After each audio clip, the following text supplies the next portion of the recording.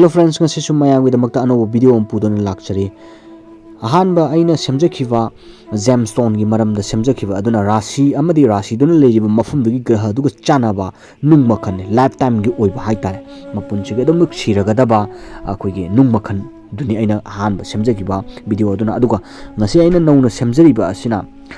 chahi gi oiba dasa haitare ko myoiba na hingbaduda chahi chahi tongan ba graha singna pipa chaibi chai theng haigadra awaba haigadra madumba mapi madu ngakthongnabagidmakta karamba nung sigadage haibadugi matangda semjaba video ni video asi khangdaba singidmakta adugumdi kanagane khanjai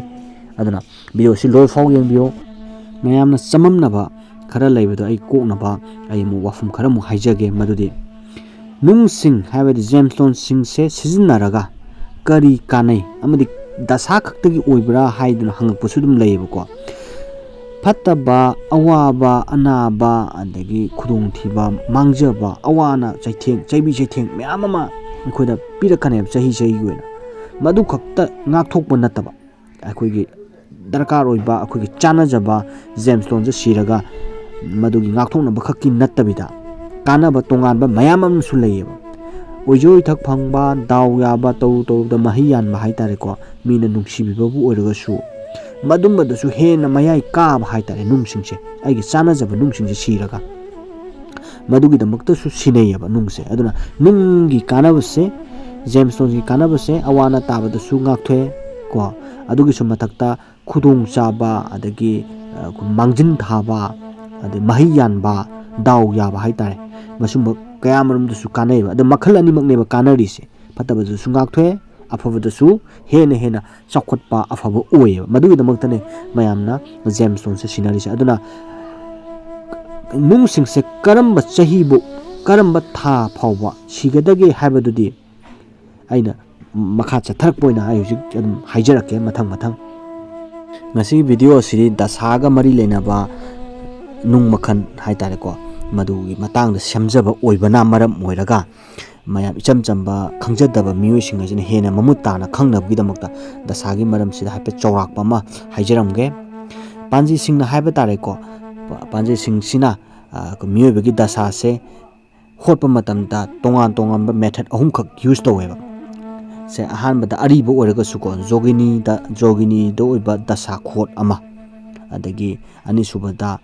astotari sama sumna nipan hotpa dasa makhal ama ko adagi ahum subada bengsotari sama kund hotpa dasa makhal ama haiba makhal ahum sinaneba hotlaga miyobana tariba awana bu khangde nungai yaifabu khangde madu khangba ngamineba adu khangam matungdaneba haiba nung makhanja siyu madu itare kanaba fangani ojoi thok fangani nungai yaifabu oigani haiba ama adagi amangata awa ana chaibi chitheng lakadaba mayamda haiba nung makhanja siraga ngakthokpa ngamgani haibado haiba makhan hotkadaba makhal khot haitare bengsotari cham kul haibama jogani haibama cham suna nipan astotari haibama haiba makhal homse magi mai khangjaba adagi magi hainajaba mongdo hocharaga akoi khangjadaba yengba laiba miyosing aduda haiduneba hairaka nung makhanse piduneba aduni mayamda aina gyan tahaningibse ado ai video se makha chathajage loi faw yengbiyo mayamna hena gyan tanabgidmakta graha amamamgi video amamam semjage ngasigi oiba video asidi ravi haiba graha ase nomaijing haraga su khangnabane masigi maramda oina haijage dasa puthokpa matamda chama sumna nipan astotari da puthokpa ama aduga chama kun bengsotari da puthokpa ama amana jogini da puthokpa ama leikhre adu ngasigi oinadi chama sumna nipan astotari amadi chama kun bengsotari haiba asidi yenglaga karma nung makhan sigadage sijinagadage haibadi matangda samjaba video oidoribani mayam loi faw yengbiyo ravina antardasa oiba chama sumna nipan astotari haiba asida hotlagadi ravi ase sahi taruk chagane miyoba asida masida mahadasa oigadaba tongan ba graha sing haitare ka madugi mawong matau magi afaba phattaba yengaga miyobada awana tababu oirabasu ayet apanba piba oiragasu natraga nungai yaifaba ade phamthon kaba daw yababu oiragasu mahadasa oirkadabaduna gi makhayam bole haijaba tare aduna ahanba sidi chama sumna nipan astotari haibasida yenglagadi ravina chaba haibadi nomaijingna chaba ase tha mari chaganeba ꯑꯗꯨ ꯑꯣꯏꯇꯥꯔꯒꯗꯤ ꯔꯕꯤ ꯍꯥꯏꯔꯤꯕ ꯒ꯭ꯔꯍ ꯑꯁꯦ ꯃꯁꯤ ꯀꯔꯝꯕ ꯅꯨꯡ ꯃꯈꯜ ꯁꯤꯔꯒ ꯑꯐꯕ ꯑꯣꯏꯒꯗꯒꯦ ꯅꯠꯇ꯭ꯔꯒ ꯐꯠꯇꯕꯗꯣ ꯉꯥꯛꯊꯣꯛꯀꯗꯒꯦ ꯍꯥꯏꯔꯒꯗꯤ ꯔꯨꯕꯤ ꯍꯥꯏꯔꯤꯕꯁꯤꯅꯦ ꯊꯥ 4 ꯁꯤꯖꯤꯟꯅꯒꯗꯕꯅꯦꯕ ꯃꯁꯤꯁꯤꯃ ꯑꯗꯨꯒ ꯔꯕꯤ ꯍꯥꯏꯔꯤꯕꯁꯤꯗ ꯆꯟꯗ꯭ꯔꯅ ꯆꯥꯔꯕ ꯍꯥꯏꯕꯗꯤ ꯅꯣꯡꯃꯥꯏꯖꯤꯡ ꯍꯥꯏꯔꯤꯕ ꯒ꯭ꯔꯍ ꯑꯁꯤꯗ ꯑꯩꯈꯣꯏꯒꯤ ꯅꯤꯡꯊꯧꯀꯥꯕꯁꯤꯅ ꯆꯥꯕ ꯑꯣꯏꯇꯥꯔꯒꯗꯤ ꯆꯍꯤ ꯅꯠꯇ꯭ꯔꯒ ꯊꯥ ꯀꯌꯥꯃꯨꯛ ꯆꯥꯒꯗꯒꯦ ꯍꯥꯏꯕꯁꯦ ꯃꯁꯤ ꯊꯥ 10 ꯆꯥꯒꯅꯦꯕ ꯃꯤꯑꯣꯏꯕꯒꯤ ꯍꯛꯆꯥꯡꯁꯤꯗ ꯅꯨꯄꯤ ꯑꯣꯏꯕ ꯌꯥꯏ ꯅꯨꯄꯥ ꯑꯣꯏꯕ ꯌꯥꯏ ꯑꯉꯥꯡ ꯑꯣꯏꯕ ꯌꯥꯏ ꯑꯍꯜ ꯑꯣꯏꯕ ꯌꯥꯏꯀꯣ ꯊꯥ 10ꯁꯦ ꯔꯕꯤ ꯑꯁꯤꯗ ꯆꯟꯗ꯭ꯔꯅ ꯆꯥꯒꯅꯤ ꯍꯥꯏꯕꯗꯤ ꯅꯣꯡꯃꯥꯏꯖꯤꯡꯗ ꯅꯤꯡꯊꯧꯀꯥꯕꯅ ꯆꯥꯕꯅꯤ ꯑꯗꯨ ꯑꯣꯏꯇꯥꯔꯒꯗꯤ ꯃꯍꯥꯗꯁꯥꯁꯤ ꯀꯅꯥꯅꯣ ꯆꯟꯗ꯭ꯔꯁꯤꯅꯦꯕ ꯅꯤꯡꯊꯧꯀꯥꯕꯁꯤꯅꯦꯕ ꯑꯗꯨ ꯑꯣꯏꯇꯥꯔꯗꯤ ꯃꯁꯤꯒꯤ ꯅꯨꯡ ꯃꯈꯜꯁꯤꯅ ꯀꯔꯝꯕꯅꯣ ꯍꯥꯏꯔꯒꯗꯤ ꯋꯥꯏꯠ ꯄꯔꯜꯁꯤꯅꯦꯕ ꯊꯥ 10 ꯁꯤꯕꯤꯕ ꯇꯥꯔꯦ ꯑꯗꯨ ꯑꯣꯏꯇꯥꯔꯒꯗꯤ ꯐꯠꯇꯕ ꯑꯣꯏꯔꯒꯁꯨ ꯉꯥꯛꯊꯣꯛꯑꯒꯅꯤ ꯑꯐꯕ ꯑꯣꯏꯔꯒꯁꯨ ꯑꯍꯦꯟꯕ ꯀꯥꯟꯅꯕ ꯑꯣꯏꯔꯒꯅꯤ ꯍꯥꯏꯕꯅꯦꯕ ꯑꯗꯨꯒ ꯑꯍꯨꯝꯁꯨꯕꯗ ꯔꯕꯤ ꯑꯁꯤꯗ ꯃꯪꯒꯟꯅ ꯆꯥꯕ ꯍꯥꯏꯕꯗꯤ ꯅꯣꯡꯃꯥꯏꯖꯤꯡꯗ ꯂꯩꯕꯥꯛ ꯄꯣꯛꯄꯅ ꯆꯥꯕꯁꯦ ꯊꯥ 5ꯒ ꯅꯨꯃꯤꯠ 10ꯅꯤ ꯆꯥꯒꯅꯦꯕ ꯑꯗꯨ ꯑꯣꯏꯇꯥꯔꯒꯗꯤ ꯀꯔꯝꯕ ꯅꯨꯡ ꯃꯈꯜ ꯁꯤꯖꯤꯟꯅꯒꯗꯒꯦ ꯍꯥꯏꯕ ꯃꯇꯝꯗ ꯑꯩꯈꯣꯏꯒꯤ ꯔꯦꯠ ꯀꯣꯔꯦꯜꯁꯦ ꯊꯥ 5ꯒ ꯅꯨꯃꯤꯠ 10ꯅꯤꯁꯦ ꯁꯤꯖꯤꯟꯅꯒꯗꯕꯅꯦꯕ ꯑꯐꯕ ꯑꯣꯏꯔꯒꯅ ꯍꯦꯟꯅ ꯐꯕ ꯑꯣꯏꯕ ꯐꯠꯇꯕ ꯑꯣꯏꯔꯒꯅ ꯐꯠꯇꯕꯗꯣ ꯃꯌꯦꯡ ꯇꯥꯕ ꯐꯠꯇꯕꯗꯣ ꯍꯟꯊꯍꯟꯕ ꯍꯥꯏꯇꯥꯔꯦ ꯃꯁꯨꯃꯥꯏꯅ ꯇꯧ ꯑꯣꯏꯌꯦ ꯔꯕꯤꯗ ꯕꯨꯙꯅ ꯆꯥꯕ ꯍꯥꯏꯕꯗꯤ ꯅꯣꯡꯃꯥꯏꯖꯤꯡꯗ ꯌꯨꯝꯁꯀꯩꯁꯅ ꯆꯥꯕ ꯍꯥꯏꯕꯁꯤꯅ ꯀꯔꯤꯅꯣ ꯍꯥꯏꯔꯒꯗꯤ ꯊꯥ 11ꯒ ꯅꯨꯃꯤꯠ 10ꯅꯤ ꯆꯥꯔꯅꯦꯕ ꯑꯗꯨ ꯑꯣꯏꯇꯥꯔꯒꯗꯤ ꯔꯕꯤꯗ ꯕꯨꯙꯅ ꯆꯥꯕ ꯅꯣꯡꯃꯥꯏꯖꯤꯡꯗ ꯌꯨꯝꯁꯀꯩꯁꯅ ꯆꯥꯕ ꯍꯥꯏꯕꯁꯤ ꯏꯝꯔꯦꯟ ꯁꯤꯖꯤꯟꯅꯔꯅꯦꯕ ꯑꯗꯨ ꯑꯣꯏꯇꯥꯔꯗꯤ ꯐꯠꯇꯕ ꯑꯣꯏꯔꯒꯅ ꯃꯌꯦꯡ ꯍꯟꯊꯔꯦ ꯑꯐꯕ ꯑꯣꯏꯔꯒꯅ ꯍꯦꯟꯅ ꯑꯐꯕ ꯑꯣꯏꯔꯦ ꯔꯕꯤꯗ ꯁꯅꯤꯅ ꯆꯥꯕ ꯍꯥꯏꯕꯗꯤ ꯅꯣꯡꯃꯥꯏꯖꯤꯡꯗ ꯊꯥꯡꯖꯅ ꯆꯥꯕ ꯑꯣꯏꯔꯒꯅ ꯊꯥ 6ꯒ ꯅꯨꯃꯤꯠ 20 ꯆꯥꯒꯅꯦꯕ ꯃꯤꯑꯣꯏꯕꯒꯤ ꯍꯛꯆꯥꯡꯁꯤꯗ ꯑꯗꯨ ꯑꯣꯏꯇꯥꯔꯒꯗꯤ ꯃꯁꯤꯅ ꯀꯔꯝꯕ ꯅꯨꯡ ꯃꯈꯜ ꯁꯤꯒꯗꯒꯦ ꯍꯥꯏꯕ ꯃꯇꯝꯗ ꯕ꯭ꯂꯨ ꯁꯦꯐꯤꯌꯔꯁꯦ ꯃꯁꯤꯃ ꯁꯤꯖꯤꯟꯅꯒꯅꯦꯕ ꯑꯗꯨ ꯑꯣꯏꯇꯥꯔꯒꯗꯤ ꯅꯣꯡꯃꯥꯏꯖꯤꯡꯗ ꯊꯥꯡꯖꯅ ꯆꯥꯕ ꯑꯁꯤꯒꯤ ꯑꯐꯕꯅ ꯑꯣꯏꯔꯒꯗꯤ ꯍꯦꯟꯅ ꯐꯔꯒꯅꯤ ꯍꯥꯏꯔꯤꯕ ꯅꯨꯡ ꯃꯈꯜꯁꯦ ꯁꯤꯔꯒ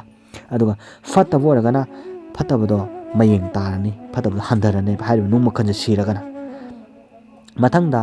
ꯔꯕꯤꯗ ꯕ꯭ꯔꯤꯍꯁꯄꯇꯤꯅ ꯆꯥꯕ ꯍꯥꯏꯕꯗꯤ ꯅꯣꯡꯃꯥꯏꯖꯤꯡꯗ ꯁꯒꯣꯜꯁꯦꯟꯅ ꯆꯥꯕ ꯍꯥꯏꯁꯦ ꯆꯍꯤ 1ꯒ ꯅꯨꯃꯤꯠ 20 ꯆꯥꯒꯅꯦꯕ ꯑꯗꯨ ꯑꯣꯏꯇꯥꯔꯗꯤ ꯀꯔꯝꯕ ꯅꯨꯡ ꯃꯈꯜ ꯁꯤꯒꯗꯒꯦ ꯍꯥꯏꯕ ꯃꯇꯝꯗ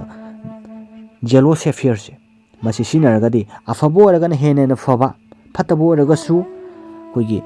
ꯃꯌꯥꯏ ꯆꯝꯕ ꯍꯥꯏꯇꯥꯔꯦ ꯃꯁꯤ ꯑꯣꯏꯒꯅꯦꯕ ꯃꯊꯪꯗ ꯔꯕꯤꯗ ꯔꯍꯨꯅ ꯆꯥꯕ ꯅꯣꯡꯃꯥꯏꯖꯤꯡꯗ ꯔꯍꯨꯅ ꯆꯥꯕꯁꯤꯅ ꯊꯥ 9 ꯆꯥꯒꯅꯦꯕ ꯑꯗꯨ ꯑꯣꯏꯇꯥꯔꯒꯗꯤ ꯒꯣꯃꯦꯠ ꯍꯥꯏꯕ ꯖꯦꯝꯁꯇꯣꯟꯁꯦ ꯊꯥ 9ꯁꯦ ꯃꯁꯤ ꯁꯤꯖꯤꯟꯅꯔꯒꯅꯦꯕ ꯑꯗꯨ ꯑꯣꯏꯇꯥꯔꯒꯗꯤ ꯔꯕꯤꯗ ꯔꯍꯨꯅ ꯆꯥꯕ ꯑꯁꯤꯒꯤ ꯐꯠꯇꯕ ꯑꯣꯏꯔꯒꯁꯨ ꯃꯌꯦꯡ ꯇꯥꯕ ꯑꯐꯕ ꯑꯣꯏꯔꯒꯅ ꯍꯦꯟꯅ ꯑꯐꯕ ꯑꯣꯏꯕ ꯍꯥꯏꯕꯗꯣ ꯃꯗꯨ ꯑꯣꯏꯔꯒꯅꯦꯕ ꯃꯊꯪꯗ ꯔꯕꯤꯗ ꯁꯨꯀ꯭ꯔꯅ ꯆꯥꯕ ꯍꯥꯏꯕꯗꯤ ꯅꯣꯡꯃꯥꯏꯖꯤꯡꯗ ꯏꯔꯥꯏꯅ ꯆꯥꯕ ꯑꯗꯨ ꯑꯣꯏꯇꯥꯔꯒꯗꯤ ꯆꯍꯤ 1ꯒ ꯊꯥ 2ꯁꯦ ꯗꯥꯏꯃꯟꯁꯦ ꯃꯁꯤ ꯁꯤꯖꯤꯟꯅꯔꯒꯅꯤ ꯑꯗꯨ ꯑꯣꯏꯇꯥꯔꯒꯗꯤ ꯐꯠꯇꯕ ꯑꯣꯏꯔꯒꯅ ꯃꯌꯦꯡ ꯇꯥꯊꯕ ꯑꯐꯕ ꯑꯣꯏꯔꯒꯅ ꯍꯦꯟꯅ ꯑꯐꯕ ꯑꯣꯏꯕ ꯍꯥꯏꯕꯁꯤꯃ ꯑꯣꯏꯔꯒꯅꯦꯕ ꯃꯊꯪ ꯑꯁꯤꯅ 110 ꯕꯤꯡꯁꯣꯇꯔꯤ ꯍꯥꯏꯔꯤꯕ ꯈꯣꯠꯁꯤꯗ ꯍꯣꯠꯂꯒꯅ ꯑꯩꯈꯣꯏꯒꯤ ꯊꯥꯁꯤꯡꯒꯨꯝꯕ ꯆꯍꯤꯒꯨꯝꯕ ꯃꯥꯟꯅꯗꯕꯒꯤ ꯋꯥꯅꯤ ꯉꯁꯥꯏꯒꯤ ꯃꯍꯥꯗꯁꯥ ꯑꯣꯏꯔꯤꯕ ꯒ꯭ꯔꯍꯁꯤꯡꯗꯨꯒꯤ ꯅꯨꯡꯁꯤꯡ ꯑꯗꯨꯗꯤ ꯆꯞ ꯃꯥꯟꯅꯩꯀꯣ ꯑꯗꯨ ꯃꯌꯥꯝꯅ ꯒ꯭ꯌꯥꯟ ꯇꯥꯕꯤꯔꯣ ꯚꯤꯗꯤꯑꯣ ꯑꯁꯤ ꯌꯦꯡꯉꯒ ꯀꯣ 110 ꯕꯤꯡꯁꯣꯇꯔꯤ ꯍꯥꯏꯕ ꯑꯁꯤꯗ ꯍꯣꯠꯂꯒ ꯇꯥꯔꯛꯀꯗꯕ ꯊꯥꯁꯤꯡ ꯅꯠꯇ꯭ꯔꯒ ꯆꯍꯤꯁꯤꯡ ꯑꯗꯨꯗꯤ ꯔꯕꯤ ꯍꯥꯏꯔꯤꯕꯁꯤꯗ ꯔꯕꯤꯁꯤꯅ ꯆꯥꯔꯕ ꯑꯗꯨ ꯑꯣꯏꯇꯥꯔꯗꯤ ꯊꯥ 3ꯒ ꯅꯨꯃꯤꯠ 15ꯅꯤꯁꯦ ꯃꯁꯤ ꯔꯨꯕꯤ ꯍꯥꯏꯔꯤꯕꯁꯦ ꯃꯁꯤ ꯁꯤꯖꯤꯟꯅꯒꯅꯦꯕ ꯑꯗꯨ ꯑꯣꯏꯇꯥꯔꯒꯗꯤ ꯑꯐꯠꯇꯕ ꯑꯣꯏꯔꯒꯁꯨ ꯃꯌꯦꯡ ꯇꯥꯊꯔꯅꯤꯀꯣ ꯍꯥꯏꯔꯤꯕ ꯅꯨꯡ ꯃꯈꯜꯁꯦ ꯁꯤꯔꯒ ꯑꯗꯨ ꯑꯐꯕ ꯑꯣꯏꯔꯒꯅ ꯍꯦꯟꯅ ꯑꯐꯕ ꯑꯣꯏꯕ ꯍꯥꯏꯇꯥꯔꯦ ꯃꯤꯗꯨꯒꯤ ꯃꯥꯒꯤ ꯄꯣꯛꯄ ꯇꯥꯏꯃꯤꯡ ꯍꯥꯏꯇꯥꯔꯦ ꯃꯗꯨꯒꯤꯁꯨ ꯃꯈꯥ ꯌꯥꯝ ꯄꯣꯜꯂꯦꯀꯣ ꯃꯁꯤꯁꯦ ꯑꯐꯕ ꯐꯠꯇꯕ ꯍꯥꯏꯕꯗꯨꯗꯤ ꯑꯗꯨ ꯑꯩꯅ ꯄꯟꯖꯔꯤꯕ ꯑꯁꯤꯗꯤ ꯁꯨꯝꯅꯒꯤ ꯍꯥꯏꯔꯤꯕ ꯒ꯭ꯔꯍꯁꯤꯡ ꯑꯗꯨꯒꯤ ꯆꯥꯟꯅꯖꯕ ꯅꯨꯡꯗꯨꯅꯦꯕ ꯑꯐꯕ ꯑꯣꯏꯔꯒꯅ ꯍꯦꯟꯅ ꯐꯕ ꯐꯠꯇꯕ ꯑꯣꯏꯔꯒꯅ ꯑꯩꯈꯣꯏꯒꯤ ꯐꯠꯇꯕꯗꯣ ꯃꯌꯦꯡ ꯇꯥꯕ ꯑꯐꯕꯔꯣꯝꯗ ꯆꯤꯡꯁꯤꯟꯕꯒꯤ ꯋꯥꯔꯤꯅꯤꯀꯣ ꯑꯗꯨꯒ ꯑꯅꯤꯁꯨꯕꯗ ꯔꯕꯤꯗ ꯆꯟꯗ꯭ꯔꯅ ꯆꯥꯕ ꯑꯗꯨ ꯑꯣꯏꯇꯥꯔꯒꯗꯤ ꯃꯁꯤ ꯊꯥ 3 ꯆꯥꯒꯅꯦꯕ ꯕꯤꯡꯁꯣꯇꯔꯤꯒꯤ ꯈꯣꯠꯄꯁꯤꯗ ꯑꯗꯨ ꯑꯣꯏꯇꯥꯔꯗꯤ ꯍꯥꯏꯔꯤꯕ ꯊꯥ 3ꯁꯦ ꯋꯥꯏꯠ ꯄꯔꯜꯁꯦ ꯃꯁꯤ ꯁꯤꯕꯤꯔꯒꯗꯤ ꯍꯦꯟꯅ ꯑꯐꯕ ꯑꯣꯏꯔꯒꯅꯤ ꯐꯠꯇꯕ ꯂꯩꯔꯒꯁꯨ ꯃꯌꯥꯏ ꯆꯝꯃꯅꯤ ꯃꯊꯪꯗ ꯔꯕꯤꯗ ꯃꯪꯒꯟꯅ ꯆꯥꯕ ꯅꯣꯡꯃꯥꯏꯖꯤꯡꯗ ꯂꯩꯕꯥꯛ ꯄꯣꯛꯄꯅ ꯆꯥꯕꯁꯦ ꯊꯥ 4ꯒ ꯅꯨꯃꯤꯠ 5ꯅꯤ ꯆꯥꯒꯅꯤ ꯑꯗꯨ ꯑꯣꯏꯇꯥꯔꯒꯗꯤ ꯔꯦꯠ ꯀꯣꯔꯦꯜꯁꯦ ꯊꯥ 4ꯒ ꯅꯨꯃꯤꯠ 5ꯅꯤꯁꯦ ꯁꯤꯕꯤꯒꯗꯕꯅꯤ ꯑꯗꯨ ꯑꯣꯏꯇꯥꯔꯗꯤ ꯐꯠꯇꯕꯁꯤꯡ ꯑꯣꯏꯔꯒꯁꯨ ꯐꯠꯇꯕꯗꯣ ꯑꯐꯕꯔꯣꯝꯗ ꯍꯥꯏꯕꯗꯤ ꯐꯠꯇꯕꯗꯣ ꯍꯦꯟꯅ ꯐꯠꯇꯕ ꯑꯣꯏꯔꯔꯣꯏꯕ ꯂꯥꯛꯊꯕ ꯉꯝꯕꯅꯦꯕ ꯑꯐꯕꯔꯣꯝꯗ ꯍꯦꯟꯅ ꯐꯔꯛꯄ ꯑꯣꯏꯕ ꯁꯤꯒꯨꯝꯕ ꯑꯃ ꯑꯣꯏꯔꯅꯤ ꯃꯊꯪꯗ ꯔꯕꯤꯗ ꯔꯍꯨꯅ ꯆꯥꯕ ꯔꯕꯤꯗ ꯔꯍꯨꯅ ꯆꯥꯕꯁꯦ ꯊꯥ 10ꯒ ꯅꯨꯃꯤꯠ 14ꯅꯤ ꯆꯥꯒꯅꯤ ꯑꯗꯨ ꯑꯣꯏꯇꯥꯔꯒꯗꯤ ꯒꯣꯃꯦꯠ ꯍꯥꯏꯕ ꯅꯨꯡ ꯃꯈꯜꯁꯦ ꯃꯁꯤ ꯁꯤꯕꯤꯒꯗꯕꯅꯤ ꯑꯗꯨ ꯔꯕꯤꯗ ꯕ꯭ꯔꯦꯁꯄꯇꯤꯅ ꯆꯥꯕ ꯅꯣꯡꯃꯥꯏꯖꯤꯡꯗ ꯁꯒꯣꯜꯁꯦꯟꯅ ꯆꯥꯕꯁꯦ ꯊꯥ 8ꯒ ꯅꯨꯃꯤꯠ 19ꯅꯤ ꯃꯁꯤ ꯆꯥꯒꯅꯤ ꯑꯗꯨ ꯑꯣꯏꯇꯥꯔꯒꯗꯤ ꯌꯦꯂꯣ ꯁꯦꯐꯤꯌꯔꯁꯦ ꯃꯁꯤ ꯁꯤꯕꯤꯒꯗꯕ ꯃꯊꯪꯗ ꯔꯕꯤꯗ ꯁꯅꯤꯅ ꯆꯥꯕ ꯅꯣꯡꯃꯥꯏꯖꯤꯡꯗ ꯊꯥꯡꯖꯅ ꯆꯥꯕꯁꯦ ꯊꯥ 12ꯒ ꯅꯨꯃꯤꯠ 22ꯅꯤ ꯆꯥꯒꯅꯤ ꯑꯗꯨ ꯑꯣꯏꯇꯥꯔꯒꯗꯤ ब्लू सेफियर था 13 नुमित 22 सिबिगदब मथंगदा रविदा बुधन चाबा नुमाइजिंगदा युमजकशन चाबसे था 10 नुमित 3 चागनी अदु इतारगदी रविदा बुधन चाबसे इमरेन से सिनबिगदब इमरेन हाइब जेमस्टोन से मथंगदा रविदा केतुन चाबा असि ओरगना अखोगी केट्स आइना जेमस्टोन से मखन से सिबिगदबनी था 3 नुमित 3 से अदु मथंगदा रविदा शुक्रना चाबा नोमाइजिंगदा इराइन चाबा चही अमा चागनी अदु इतारगदी डायमंड हाइबसे जेमस्टोन से मसी सिबिगदब चही अमा से अदु इतारगदी अफतबो ओरगसु मयेंग तान अफबो ओरगना हेन अफबो ओइबा हाइरिबा मखल सिंग असिने ngasiगी वीडियो दा आइना थमजनिंगबसे दशागी ओइना सिजनरिबा जेमस्टोन नुंग मखल सिंग से मागी अखंगब था मसिंग सही मसिंग लेगनी हाइरिबा दशा सिंग से अफतबबु ओरबसु अफबबु ओरबसु अफबो ओरगन हेन फदुरिबनी नुंग सिंग से सिजनरगा अद फतबो ओरगन फतबसु मयेंग तादुरिबा अदु ओरगसु पीरिबा सही मसिंग था मसिंग दुदगी हेंतोंना सिजनबा तारगदी मदुना नेगेटिव इफेक्ट अमखक मेबा हक्चांगदा पीयेबा मरम मदुना यारिबा मखैदी पिरमलिबा था मसिंग सही मसिंग नुमित मसिंग मसिदगी हेंतोक पाथोंना सिजनरगदी नेगेटिव इफेक्ट हाई तारे मसी लाकनी मरम मदुना यारिबा मखैदी मसिदगी हेंतोकना सिजनबिरोइदबनी दशागी ओइना हाई तारे को राशिगी ओइनादी परमानेंट ओदम ओइगदबा दशागीदी अकक्नबा मागी लिमिटेशन लेगनी मरम असिगिदमक्ता मयामदा इना ज्ञान तानबा वीडियो सि सेमजबने वीडियो सिबु नुंगाइबिरबदि लाइक सब्सक्राइब तौबिरमो मतुंग ताबदसु तोंगान तोंगान ग्रहसिंग ओइबा वीडियो थागतनबा सेम साजगे ngasigiди kainarasi